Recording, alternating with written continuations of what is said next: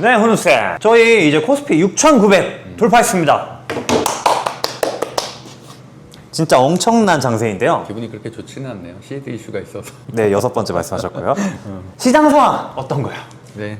보시는 것처럼 6,900이었는데 어제 같은 경우는 사실 저도 그렇고 포모를 느끼신 분이 많았을 것 같아요. 그걸 명확하게 알 수 있는 것은 딱 이것만 보면 됩니다. 코스피 시총 1위부터 10위까지의 장표인데 삼성전자 4% 많이 올랐죠. SK 하이닉스는 이제 미국에서 직투자 가능하다는 재료 나오면서 11.8% 급등했고요. SK 스퀘어는 SK 하이닉스의 지분을 들고 있는 지주사죠. 그러니까 당연히 뭐 저평가라는 얘기가 나오면서 8% 급등을 했고, 근데 이 반도체 3개를 제외하고는 오른 게 있나요? 그러니까 사실은 얘네들이 시장을 이끈 거고, 어제 지수 4% 상승은 단지 반도체가 이끌었다고 보면 되고, 나머지 LG에너지 솔루션 2%, 물론 오르긴 했지만 당구합에 그쳤다. 현대차는 오히려 음봉이 났어요. 갭상승 시작했지만 밀렸고요. 두산에너빌리티는 하나도 못 올랐고요. 하나에어로스페이스도 물론 올랐지만 최근에 고점 대비해서 한 10% 이상 하락분이고, HD 현대중공업, 조선주 같은 경우는 오히려 밀렸습니다. 그러니까 그만큼 차별적 장세라는 얘기예요. 현재는 반도체, 뭐 제가 반도체가 주도주라는 얘기는 1년 반째 계속 하고 있기 때문에 1순위는 무조건 반도체를 생각하고 그 다음에 뭐 전력전선을 보든 재생에너지를 보든 그거는 이제 후순위의 문제지, 반도체는 빠지면 무조건 사야 된다는 말씀을 계속 드려왔고, 특히나 SK 하이닉스는 저는 130만원 간다는 얘기는 3개월 전부터 계속 방송을 통해서 젊은부자들 TV나 주식아티스트를 통해서 드려왔기 때문에 믿음의 문제라고 말씀드렸잖아요. 현재 구간은 믿음의 문제다. EPS라든지 실적이 지금 전 세계 상위 3위 안에권에 드는 그 정도의 실적이 급등하고 있고, 시총도 지금 SK 하이닉스가 1000조가 넘었거든요. 그러니까 피어그룹과 비교해서는 여전히 좀 낮은 가격이라고 할 수가 있어요. 피어그룹을 뭐 TSMC로만 잡을 건지 뭐 엔비디아까지 잡을 건지에 따라 또 다를 수는 있겠지만, 그래도 역시나 미국 증시는 어느 정도 고점 횡보하고 있는 반면에 우리나라 증시는 이렇게 돌파가 나오고 있는 상황이라, 지금까지는 현재 이머징 마켓이었기 때문에 큰 재미를 못 봤는데 좀 불안정성을 강조를 했다면, 지금 실적이 정말 깡패기 때문에 반도체 중심으로 수급이 들어오고 있다. 전력전선 최근에 많이 올랐죠. 저희가 선정했었던 뭐 일진전기나 이런 것도 급등을 하긴 했지만 그것도 결국에는 반도체 겉달인 거죠. 그리고 저시총이었었잖아요. 얘네들 뭐 아직 10조 이하인 애들도 좀 있으니까 그런 애들의 손안매 차원이라고 보시면 될 것 같습니다. 그만큼 증시가 참 많이 오른 건 좋지만 어제만 봐도 반도체하고 전력전선 안 가지신 분들은 손해를 봤을 가능성도 있거든요. 어제 하락 종목 수가 50%가 넘었어요. 전체 2,500개 중에서. 그렇다는 얘기는 2,500개 중에서 반 정도는 하락한 거니까, 글쎄요, SK 하이닉스나 삼성전자를 지금까지 많이 들고 있었던 분들이 얼마나 될까라는, 사실 저는 좀 의문입니다. 제 주변에도 많이 정리를 했거든요. 지난주에 많이 정리하신 분들도 있고 해서 오히려 아무것도 몰라서 맹신해서 들고 있다던가, 아니면은 정말 정확하게 분석해서 아직도 EPS 싸다라고 생각해서 들고 있거든요. 딱 둘 중에 하나밖에 없는 것 같아요. 애매하신 분들은 다 정리했다고 저는 개인적으로 생각하고 있기 때문에 너무 좋아할 일만도 아니다. 분명히 제가 계속 경고 드리고 있는 거는 5월 중순에 실적 시즌이 끝납니다. 1분기 실적 시즌이 끝나는 5월 중순에는 하락이 나올 가능성이 충분히 전 있다고 봅니다. 다만 이건 하락장으로의 전환이 아닌 조정, 단기 조정은 충분히 있을 수가 있다. 이건 전쟁과 관련 없이. 근데 전쟁도 트리거 역할을 할 수는 있겠죠. 실적 시즌이 끝나서 모멘텀이 없는 상황에서 전쟁에 추가적인 악재가 발생한다면 지수는 다시 한번 하락할 가능성이 충분히 있다. 그래서 공부를 해야 된다는 말씀 드리고 싶습니다. 네, 그럼 여기서 또 궁금한 게 멤버십방 있잖아요. 4월 수익률 100% 넘겼다는 소식을 들었는데요. 훈우쌤 많이 버셨나요? 시드 탓하지 마시고. 시타 안 하면 말을 못 하겠는데요.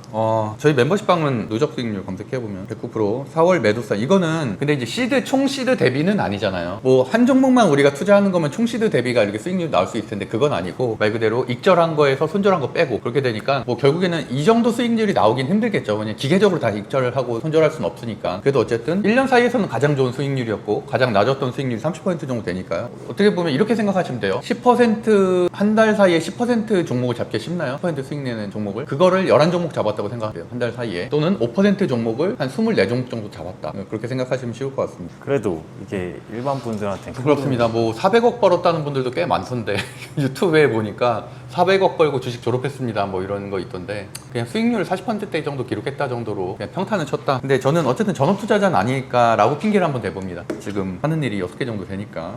이제 시드 핑계에 이어서 이제 네, 좋고요. 네, 그러면 지난주 초급 차트 강의 1강 내용이 굉장히 좋았다고 하던데, 다만 지금은 정배열 초입 종목이 다 급등해서 못 들어가겠다는 분들이 많아요. 급등주는 어떤 매수점을 잡아야 하나요? 일단 코스피 차트를 제가 보고 있는데요. 코스피 차트만 해도 이격이 엄청나게 벌어졌습니다. 21선과 61선의 이격, 61선과 121선의 이격이 엄청나게 벌어져 있고, 그리고 또 어제도 사실은 5일선을 벗어나서 갭상승 시작한 거기 때문에 이건 역시나 조정을 받을 가능성이 상당히 높다. 물론 이틀 전이죠. 지난주 금요일에 미국의 M7 종목 종목들이 실적이 굉장히 잘 나왔잖아요. 특히나 구글이 엄청나게 잘 나왔어요. 제가 구글 좋다는 말도 약 4개월 전에 제미나이하고 챗GPT 비교하는 영상에서 구글 주가가 굉장히 올라갈 거라고 말씀을 드렸는데 그대로 실적에서 딱 보여주고 있죠. 오히려 챗GPT 이용자들의 증가율보다 구글 이용자, 제미나이 이용자들이 훨씬 더 급증하는, 그리고 클라우드 서비스에서도 매출이 굉장히 잘 나왔고, 그래서 어쨌든 현재 실적 장세는 구글이 이끌고 있고 나머지 애들도 다 잘 나오긴 했는데 다만 캐파가 조금 아쉽다. 앞으로의 향후 성장성에서 좀 아쉽다 정도. 그래서 어쨌든 미국 증시도 너무 좋은 상황입니다. 근데 말씀하신 대로 정배열 제가 여기 써놨어요. 초급 1강이 너무 좋았어요. 너무 좋았고 결론은 이거죠. 정배열 초입 그리고 이격, 이동평균선 간의 간격이 줄어든 상황에서 사야 된다. 너무 이동평균선이 올라가 있다는 얘기는 결국에는 급등했다는 거니까 당연히 조정을 받을 수밖에 없다. 기간 조정과 가격 조정을 받을 수밖에 없다는 게 저의 얘기인데, 저는 지난 강의 시간에 현재 시장을 비정상적인 시장이라고 표현을 했잖아요. 연봉상 보면은 아무리 삼성전자와 SK하이닉스가 실적이 너무나도 역대급으로 좋다고 해도 이 시장은 누가 봐도 비정상적인 시장이 맞고 우리의 지난 30년 역사를 돌파하는 이런 연봉은 평생 우리는 다시는 만날 수가 없다. 우리는 코스피 7000시대, 8000시대 살 수는 있겠지만 우리의 자식들은 그 박스권 안에서 또 10여 년간 헤맬 가능성이 굉장히 높다라고 상식적으로 생각하고 있습니다. 뭐 제가 악담을 하는 게 아니라 그렇기 때문에 현재까지 돈을 못 벌었다고 해서 지금 막 큰 돈을 투자하고 이런 게 아니라 당연히 시장이 어느 정도 안정되고 가라앉을 때를 기다리는 게 훨씬 더 합리적인 투자라고 생각을 하고 있고 저 역시도 그렇게 하고 있습니다. 그래서 저는 오늘 강의는, 지난 시간의 강의는 정상적인 시장을 가정해서 말씀드렸던 거예요. 저는 제가 유튜브를 통해서 수도 없이 인증을 했지만 저는 2021년 9월부터 2022년 9월까지의 1년 동안의 하락장, 그 지수가 한 1000포인트 정도 빠진 하락장에서도 그래도 2억 이상 거의 매일 수익 실현을 하는 것들을 많이 인증을 해왔기 때문에 하락장에서도 오히려 저는 수익 낼 자신이 좀 있다라고 생각을 하는데, 오히려 지금과 같은 과열장에서는 저 역시도 포모를 느낍니다. 왜냐면 시드가 뭐 큰 분들은 하루에도 몇 억씩 인증하는 분들도 있고 한데 저는 어쨌든 그렇지는 못하고 있으니까, 그래서 오늘 설명드릴 부분은 현재인 비정상적인 수급장이라고 저는 표현하고 싶어요. 제가 하고 있는 일 중에서 이제 무드림 금산이라고 저희 농장을 운영하면서 카페를 운영하고 있는데 제가 어제 밥을 그 근처에서 먹었거든요. 근데 옆에 뭐 막노동 하시는 분들이 당연히 주식 투자 할 수 있죠. 근데 그분들이 1시간 내내 주식 투자 얘기하는 거를 옆에서 들으면서, 그런데 막 나름 전문가처럼 이렇게 말씀을 하시더라고요. 그러니까 저도 어쨌든 주식 유튜브를 7년째 하고 있잖아요. 근데 저도 그동안 봤었던 방대한 자료 양이 있을 거고 경험도 있을 거고, 근데 얘기하시는 맥락 중에 주식 투자한 지 얼마 안 됐다는 얘기가 있었어요. 있는데도 코스피가 6천이니 어쩌니 또는 뭐 어떤 종목이 좋니 어떠니 이런 얘기를 서로 나누는 걸 보면서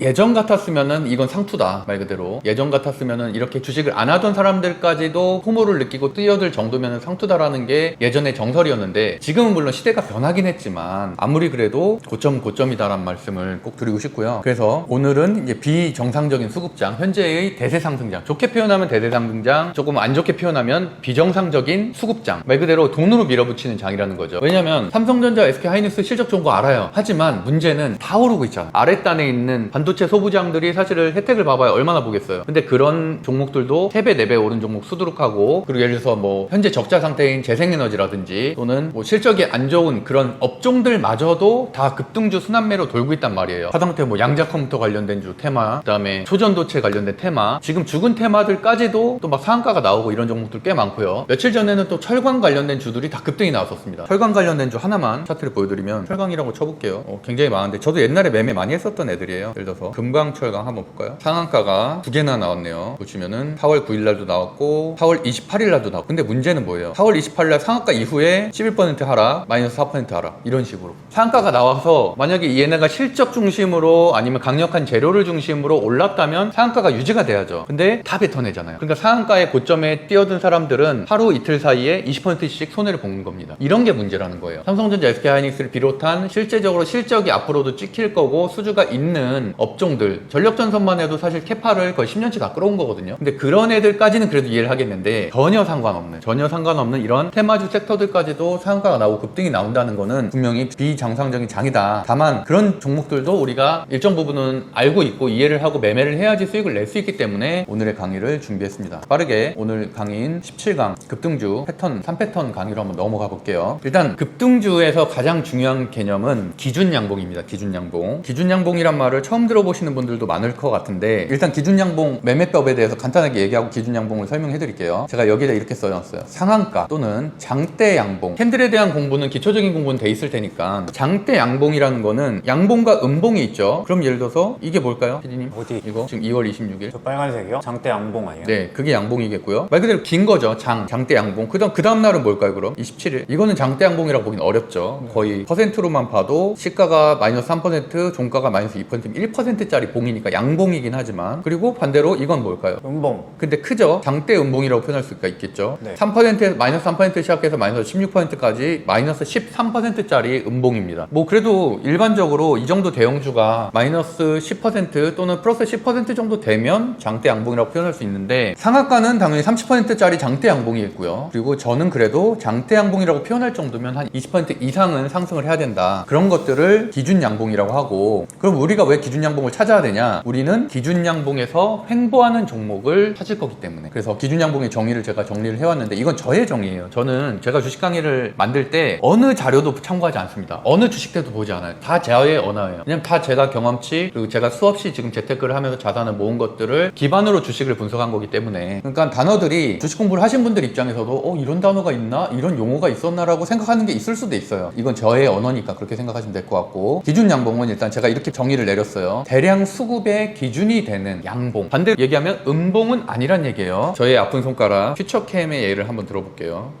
이거는 기준 양봉인가요? 기준 음봉인가요?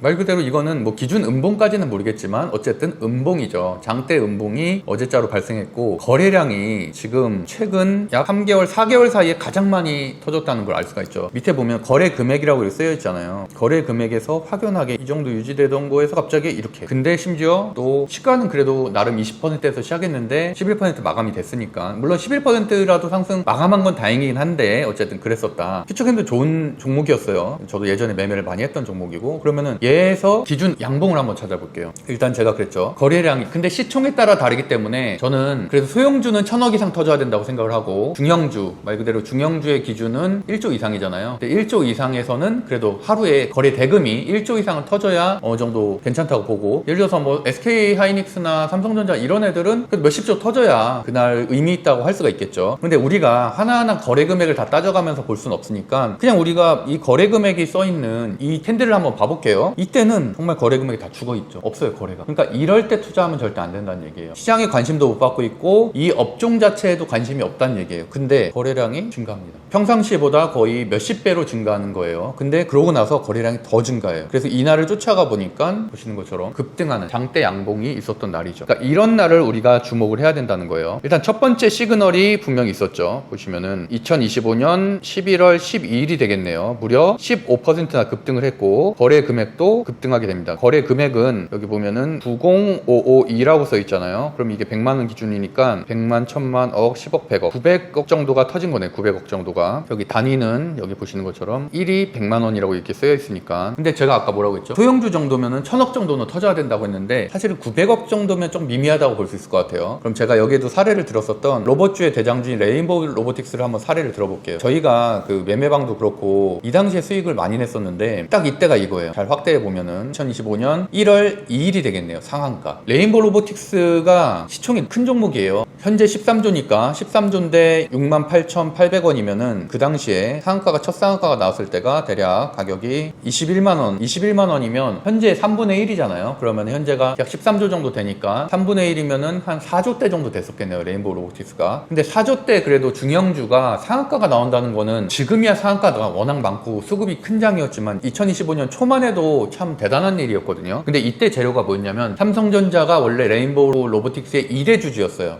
지금 종목 정보에 들어가서 보시면 이렇게 종목 정보의 주주 현황 파악하는 것들도 정말 기초적인 거니까 반드시 기억하셔야 돼요. 제가 물론 추후의 강의에서도 다 설명을 드리겠지만 종목 정보라고 MTS 같은 데 들어가서 보시면은 삼성전자 3인이 41% 최대 주주죠. 근데 과거에는 2대 주주였어요. 2대 주주였는데 추가 매입을 해서 최대 주주로 올라선 재료로 인해서 그날 상한가가 나오게 됩니다. 그래서 그날로 다시 돌아가 보면, 근데 더 중요한 건 그 전이에요. 그 전에 우리 거래 금액을 보기로 했죠. 거래 금액이 없습니다. 거의 없죠. 하다가 갑자기 폭발을 하게 되죠. 이날 엄청나게. 이런 게 중요한 겁니다. 물론 그 전날에도 조금 올라가긴 했네요. 보시니까 이 전날에도 약 15% 정도 급등을 했고 거래 금액도 그래도 나름 1000억대 정도 기록을 했는데, 그러니까 이런 것들이 하나의 시그널이 될 수가 있겠죠. 하지만 이 상한가 그 다음날 이렇게 폭발, 그러니까 상한가 같은 거 이날은 갭 상한가기 때문에 사실은 개인은 잡을 수가 없어요. 뭐 거래가 돼도 몇백만 원밖에 거래가 안 되는데 그 다음날에 폭발하게 되죠. 왜냐면 모두가 갭 상한가, 말 그대로 시작하자마자 상한가인 거예요. 이날을 못 잡으니까 그 다음날인 이날 거래량이 터지게 됩니다. 이날랑 거래량이 100만, 1000만, 억, 10억, 100억, 1000억, 조 1조 1000억 원이 터지게 돼요. 그러니까 레인보우 로보틱스가 그때 한 3조 정도 됐을 거예요. 2조에서 3조 사이였을 텐데 자기 시총의 반 정도 되는 거래 대금이 터지게 됩니다. 모두가 못 사서 안달이 났었겠죠. 그것도 10% 정도 상승 마감을 하게 됩니다. 그래서 저는 레인보우 로보틱스의 이 차트를 보고서 기준 양봉을 잡아라 라고 한다면 당연히 거래 대금이 급증한 1조 가까이 터지고 이렇게 상승한 날을 기준 양봉을 잡습니다. 그러고서 기준 양봉 위에서 우리가 이렇게 횡보할 때 매수 지점을 잡는 거고, 그러고 나서 이러한 급등이 나오게 될 때마다 내가 설정한 목표가에 의해서 조금씩 매도를 해나가는 게 가장 베이직한 매매법이라고 할 수가 있을 것 같고, 레인보우 로보틱스 같은 경우는 왜 그때 기준 양봉이 중요하냐면 현재까지 그 기준 양봉을 깨지 않았습니다. 물론 장중에는 잠깐 깰 수가 있어요. 하지만 제가 말하는 거는 그래도 유의미한 거래량으로 종가 기준으로 깨는 것을 말 그대로 이탈했다고 표현하는데, 이 기준 양봉을 신뢰를 했었다면 그래도 300% 정도는 수익이 났던 거죠. 그 매매법을 오늘 알려드리려고 합니다. 그래서 다 정리해보면 기준 양봉이 정의를 먼저 알아야 되는데, 이 기준 양봉은 대량 수급이 기준이 되는 양봉, 음봉은 아니라고 했어요. 분명히 양봉이라고 말했죠. 그러면은 아까 말한 갭상한가는 그럼 양봉 아니입니다. 말 그대로 양봉, 장대 양봉이라는 거는 시가에서부터 종가까지 쭉 끌어올린 게 장대 양봉인 거지, 처음부터 시작하는 것부터 28% 시작해서 29% 그럼 1%짜리 봉인 거예요. 그건 기준 양봉이 아닙니다. 거래량이 터질 수도 없고 거래가 활발하게 이루어질 수가 없는 거죠. 갭이기 때문에. 그래서 거래량 급증, 이거는 그냥 저의 임의적인 기준이에요. 소형주는 그래도 한 1000억 원 이상 터져야 되고, 제가 말하는 소형주는 1000억대 2000억대 정도 되는 소형주들, 그 많은 테마주 단타 하시는 분들이 좋아하는 소형주를 얘기하는 거고요. 그래도 중형주 1조 이상이 중형주 되는 정도 되는 종목들은 레인보우 로보틱스 그 당시 상황처럼 그 당시에 2조에서 3조 사이였으니까 그럴 때는 그래도 1조 정도 터지면 참 유의미하다, 그게 기준 양봉이 될 수 있다라고 표현하겠습니다. 그리고 기간으로 본다면 1년 사이도 좋지만 뭐니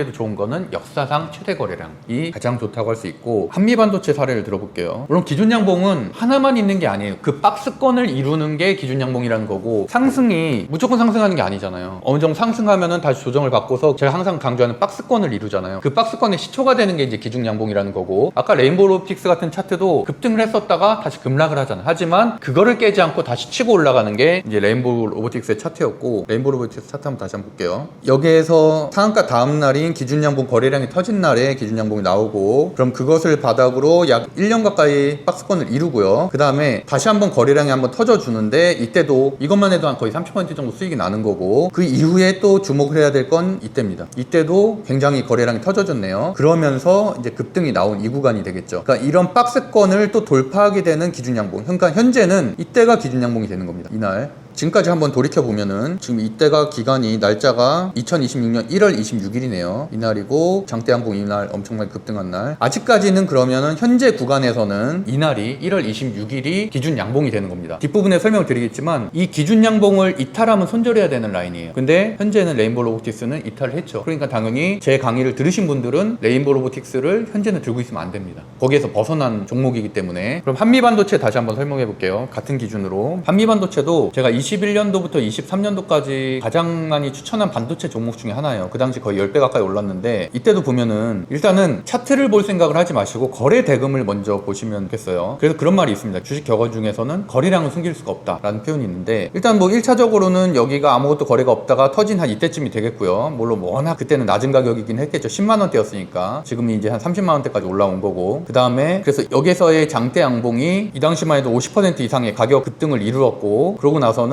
다시 한번 터진 구간이 있죠. 이 구간입니다. 그러고 나서 다시 뱉어냈어요. 조정으로 다시 뱉어냈는데 다시 한번 이 급등하는, 거래량이 터지면서 급등하는 구간이 있었고요. 그 다음에 또 다시 급등하는 구간이 있었습니다. 그러니까 현재 기준으로 본다면 또, 그리고 또 최근에도 급등, 지난주죠. 최근에도 급등해서 또 다시 이 박스권을 돌파한 구간이 있은 거예요. 이런 한미반도체를 정리해서 보면 이 정도 박스권을 이루고 있다고 볼 수가 있겠죠. 계단식으로 조정을 받으면서 그 박스권을 또 돌파하는 거. 근데 그때마다 셋, 넷. 4개 정도의 기준 양봉이 존재하는 겁니다. 그래서 우리는 기준 양봉을 이 매수의 기준점으로 잡아야 된다는 거예요. 그때 무조건 사라라기보다는 그 지점을 기준으로 해서 그 가격을 이탈하는지 지지하는지 치고 올라가는지 이 3가지만 판단하면 됩니다. 이 기준 양봉 위에서 주가가 계속 올라간다면 과감하게 분할 매수를 시작을 해야 되고, 근데 기준 양봉이 나오는데 바로 그 다음날 이탈을 하고 오히려 심지어 또 많이 하락을 해. 한 5% 10%. 그럼 저 같은 경우 바로 정리합니다. 그 하나의 좋은 사례가 있어요. 최근에 고영입니다. 고영. 저도 고영 참 좋아했던 종목이고, 제가 멤버십 방송에서 이땐가 한 16일인가 17일 때 이제 고영 역사적 신고가 돌파할 거라고 강의를 했었는데, 그러고 나서 이제 상한가 나왔어요. 근데 보시면은 그 다음날까지는 괜찮았어요. 그 다음날까지는. 근데 뭐 시장학제든 뭐든 간에 28일 날이 기준 양봉이 깨졌죠. 기준 양봉이 29% 상승을 하고 거래 대금은 1조가 넘게 터졌네요. 1조 2천억 원 정도 터지고, 근데 고영이 시총이 몇 조냐? 고영은 시총 2조짜리 종목입니다.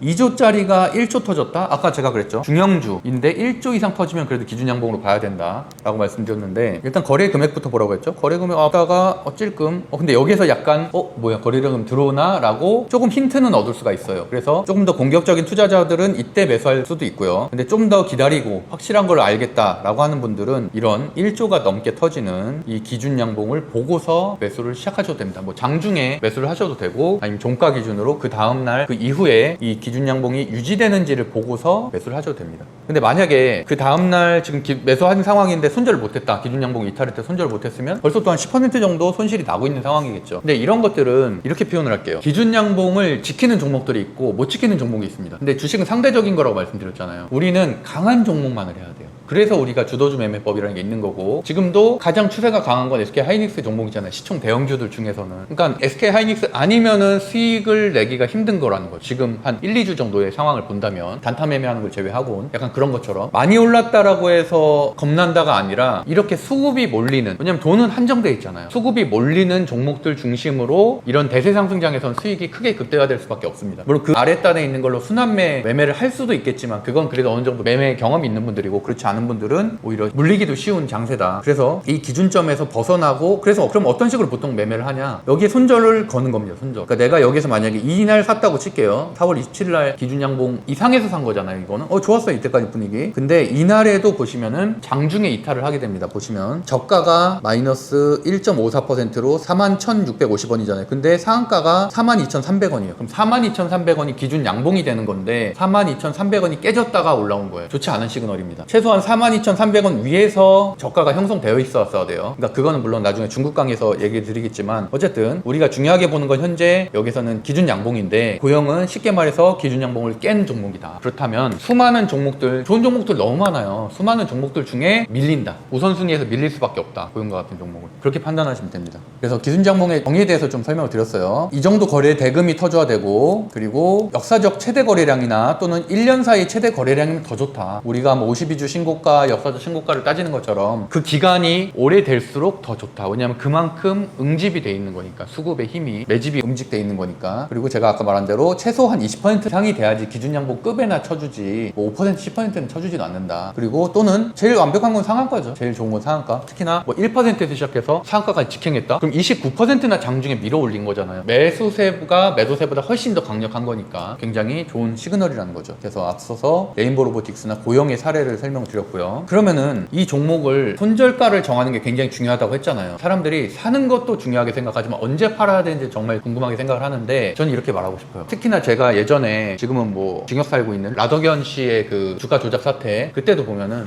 계속 오르잖아요. 계속. 그럼 이런 종목들은 도대체 어떻게 매매를 해야 되냐? 쉬워요. 전일 종가에다가 손절 라인 잡고서 가면 되는 거예요. 그 전일 종가를 깼다는 것 자체가 일단 추세가 훼손되고 있는 거거든요. 그러니까 이런 건 비정상적인 종목이잖아요. 계속 상승하는, 매일매일 상승하는, 매일 1%에서 3%까지 거의 한 200일 가까이 상승했거든요. 그러니까 그런 것처럼 그런 종목들은 전일 종가 깨면 그냥 과감하게 정리하면 됩니다. 그러면 내가 손해보는 것도 거의 없어요. 그냥 2, 3% 안에서 손해를 보는 거예요. 이것도 마찬가지예요. 상한가라고 해서 많이 오른 건 아니에요. 상한가가 시작인 종목들이 굉장히 많습니다. 그러고 나서 3배 또는 10배 오른 종목들도 많아요. 그러면은 이 기준 양봉이 되는 이 종가가 만약에 뭐 28,000원이었다고 치자. 그럼 28,000원을 손절로 미리 자동 매도를 걸어 놓는 겁니다. 그럼 이 안에서 뭐 그러면 그 다음날 만약 29,000원에서 시작했다고 칠게요. 근데 얘가 갑자기 장중에 밀려갖고 28,000원 깼어. 그럼 정리하는 겁니다. 그러니까 자격이 없는 거예요, 사실은. 28,000원을 못 지켰다는 것 자체가, 기준 양봉을 못 지켰다는 것 자체가 대장주로서의 자격이 없는 겁니다. 그런 종목들, 약한 종목들은 다 정리해야 돼요. 물론 얘네들로 수익 내는 방법도 당연히 있어요. 왜냐면 매매법이란 거는 정말 몇백 개, 몇천 개가 되니까. 하지만 제가 말하는 이런 기본적인 급등주 강의에서는 이런 애들은 탈락입니다. 다 탈락. 그렇게 생각하면 굉장히 쉬워져요. 제가 주성엔지니어링 사례를 한번 보여드릴게요. 주성엔지니어링이 최근에 상한가가 번이나 나왔던 종목입니다. 저도 정말 좋아했었던 종목이고, 제가 그 당시에 멤버십이나 또는 무료 젊은부자들 TV 주식아티스트에서 많이 추천했었던 이유는 이겁니다. 20년 역사적 신고가. 20년 역사적 신고가 구간이었기 때문에 이 정도에서 시대가 끝날 리가 없다. 이때도 한번 돌파했었거든요. 이때도 약 한 40% 정도 돌파했다가 그 다음 년도에 다시 밀렸는데 올해 엄청난 시세를 분출하는 거잖아요. 이런 사례는 정말 많다고 제가 말씀드렸습니다. 하나오션. 그러니까 이런 것들도 다 제가 나중에 강의 때 다 알려드릴 거니까, 하나오션도 10년 신고가, 그리고 두산에너빌리티도